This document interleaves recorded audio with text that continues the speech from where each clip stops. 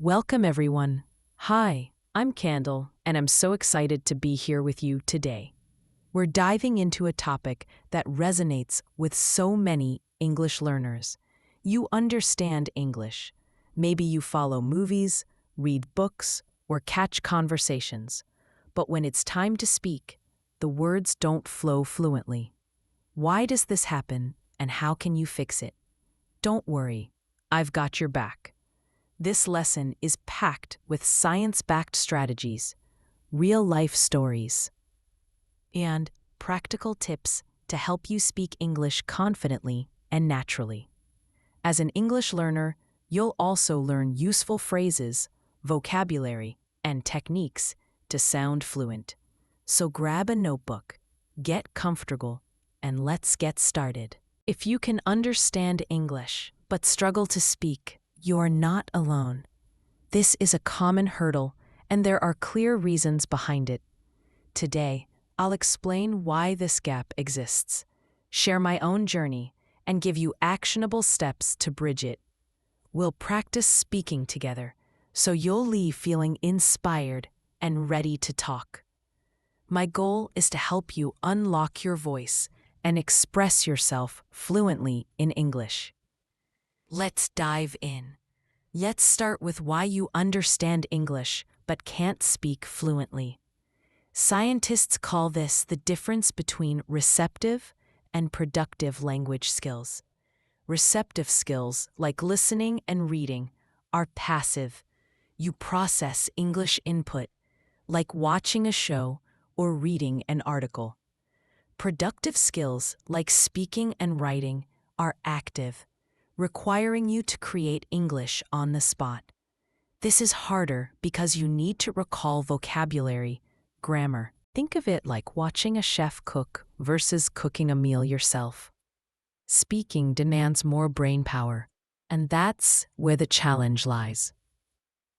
One key reason is cognitive overload. Your brain's working memory has limited capacity, and when you speak, you're juggling multiple tasks, choosing words, forming sentences, applying grammar, and pronouncing clearly. This overload can make you hesitate or freeze. Neuroscientists say practice reduces this load by making tasks automatic. For example, if you practice common phrases, they become second nature, freeing your brain to focus on fluency. Try saying this: I'm learning to speak English fluently. That's a phrase you can use daily to build confidence. Another reason is lack of output practice.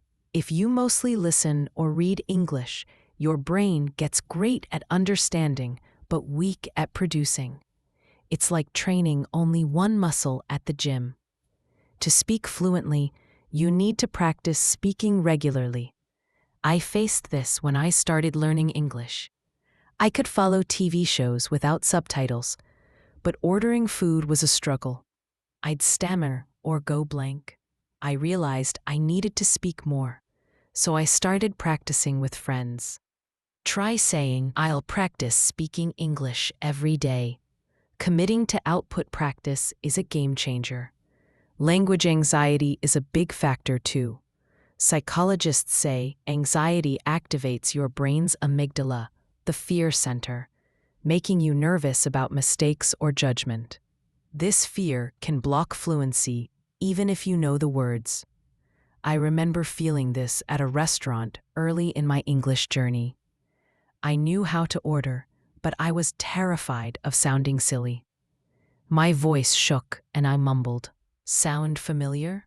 The good news: you can reduce anxiety with proven methods. Desensitization or exposure therapy is one. Gradually face your fear by speaking alone, then with a friend, then in public. Try saying, I'm not afraid to make mistakes. That mindset calms your nerves. Cognitive behavioral therapy, or CBT, is another scientific method. It involves reframing negative thoughts. Instead of thinking, I'll sound bad, say, I'm learning, and every word helps me improve. This rewires your brain for positivity. I used CBT before a presentation. I'd think, I'll mess up, but I told myself, I'm prepared and I'll do my best. It worked wonders. Try saying, every word I say makes me better. That's CBT in action, building your confidence. Automaticity is key to fluency. Scientists say repeating phrases moves them from short-term to long-term memory, making speech effortless. Native speakers say, "How's it going?" without thinking. You can do this too. Practice this. I'm excited to talk in English. I practiced phrases like, "Nice to meet you," daily, and now they flow naturally. My friend Priya understood English perfectly, but froze when speaking. She practiced one phrase daily, like, "Can you help me?" After a month, she ordered food confidently at a restaurant. Try saying, "What's your name?" Small steps like this close the fluency gap. Limited active vocabulary is another issue. You might know many words when reading, but recalling them while speaking is harder. Speaking uses active vocabulary, words you can produce quickly. To expand this, practice using new words in sentences. Learn confident and say, "I feel confident speaking English." I built my active vocabulary by using new words daily. When I learned improve, I'd say, "I'm improving my English." It's stuck. Try saying, "I'm motivated to speak fluently." Another word, effortless. Say, "I speak English effortlessly." Using new words builds fluency. Pronunciation challenges can also block fluency. If you're unsure how to say words, you hesitate. Linguists say practicing pronunciation boosts confidence.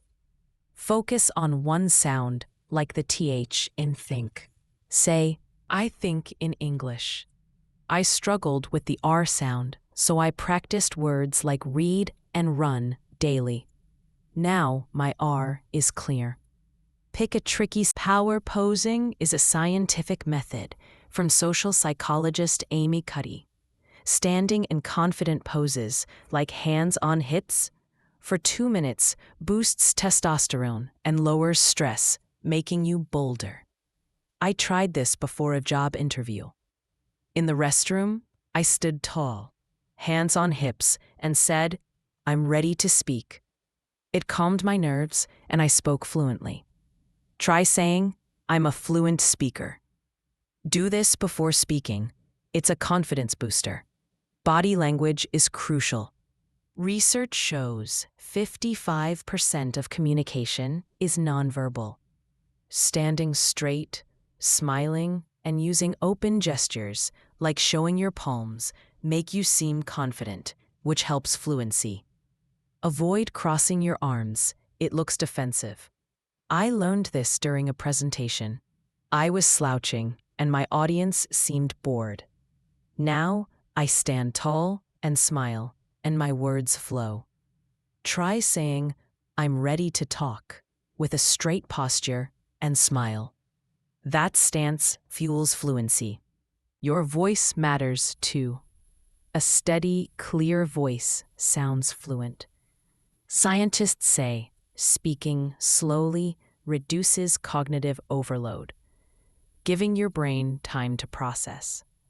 Say this, "I'm learning to speak English fluently."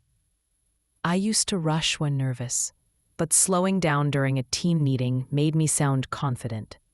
Try saying, "I'm proud of my English progress." Record yourself. Does your voice sound calm? Avoid filler words like or They disrupt fluency. Instead, pause briefly to think. Say this, "I want to share my ideas." I used this in a discussion, and my colleagues said I sounded polished. My friend Sam practiced pausing to explain his ideas, and it made him sound professional. Try saying, "I'm confident in my English." Pausing adds power. Vocabulary for fluency includes strong, natural phrases. Instead of I think, say I believe or I'm sure.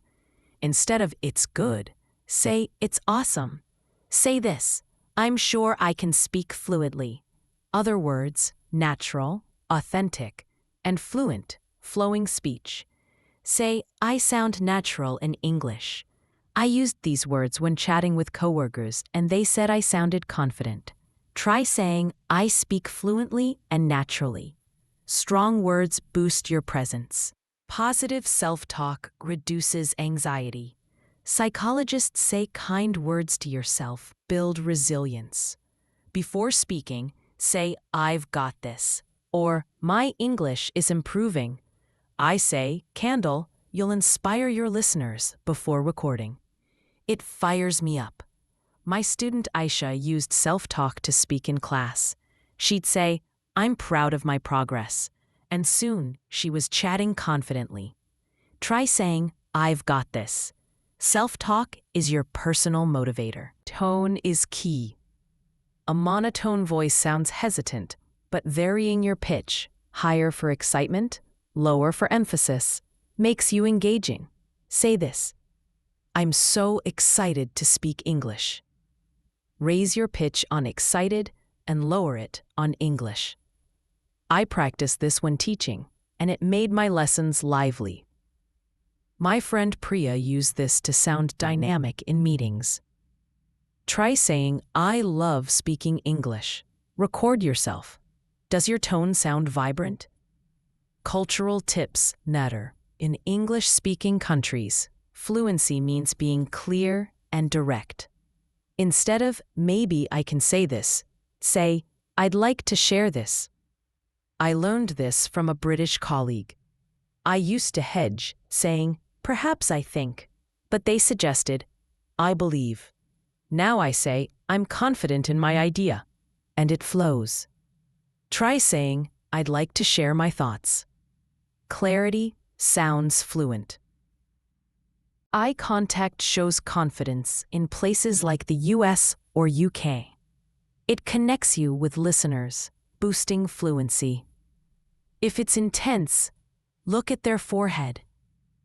I used this in a job interview, and the interviewer said I seemed engaged.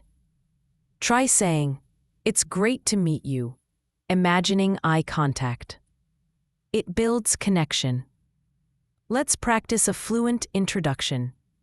Imagine meeting someone. Say, hi, I'm your name, and I'm excited to talk with you. What do you do? I used this at a networking event. And it sparked a great chat. Try saying, I'm excited to meet new people. Both introductions enhance fluency. Exposure therapy reduces speaking anxiety. Start in low-pressure settings, like ordering coffee or asking directions. I started by saying, can I have a latte, please? Daily. At first, I was nervous, but soon it felt natural. Try saying, can you help me, please? It's a step to fluency. Handling mistakes is crucial.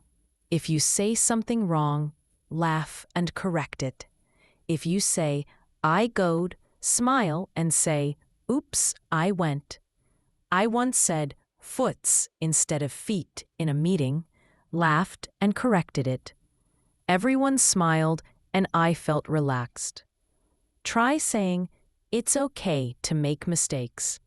This mindset keeps you fluent. Asking questions boosts fluency. Phrases like, what do you think? Or, can you tell me more? Keep conversations flowing. At a party, I asked, what's your favorite movie? And it led to a long chat. Try saying, what's your favorite thing to do? Questions make you sound engaged. Let's do a listener Q&A. Imagine you asked Candle, how do I stop freezing when speaking? Take a deep breath and say, I'm happy to talk. I use this before lessons, and it sets a fluent tone. Try saying, I'm happy to talk. Another question. How do I sound natural? Use conversational phrases like, you know, or I mean. Say, you know I'm working on my English. My friend Sam practiced these, and soon he sounded like a native in casual chats. Try saying, I mean, I'm getting better every day. One more. What if I forget words? Smile and say, let me think for a moment. I used this in a Q&A, and it kept me fluent. Try saying, let me think for a moment. It buys time and sounds confident. Let's practice one final time. Say these boldly. I'm a fluent speaker. I make mistakes, and that's okay. I'm excited to talk in English. Amazing work. Keep practicing daily to build fluency. My top tip: celebrate your progress. Every word you say, every conversation you have makes you more fluent. You're on a journey, and I'm so proud of you. Keep speaking, and you'll shine. Thanks for joining me. Subscribe for more English lessons and share in the comments. What's one phrase you'll practice today? See you next time. Bye for now.